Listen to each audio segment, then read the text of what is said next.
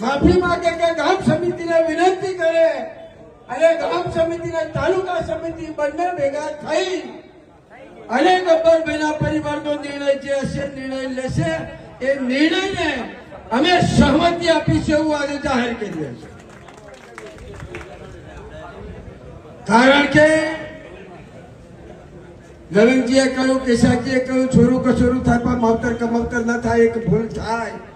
પણ મારા બાપ તમને બધાને બે હાથ જોડી વિનંતી કરું છું, વર્ષોના વાળા વીતી ગયા પછી આ સમાજ એક તાતણા બંધાયો છે, એક મોજમાં બેઠો છે, એક રિવાજ શ્રેષ્ઠ રિવાજ નો એક ચૂડા ઉપર અમલ થઈ રહ્યો છે। ત્યારે આ બંધારણનું જતન કરજો, આ બંધારણનું જતન કરજો। આનો લાભ આજે નહીં મળે, કાલે નહીં મળે, પણ આવનારા 5 કે 10 વર્ષની અંદર આ સમાજને આટલો બધો લાભ મળશે કે નહીં આપણે કોઈએ કલ્પના નહીં કરી હોય। આપ સૌએ અહીંયા અમને સૌને શાંતિપૂર્વક સાંભળ્યા બદલ આપ સૌના ચરણોમાં નતમસ્તક વંદન કરી વિરમું છું।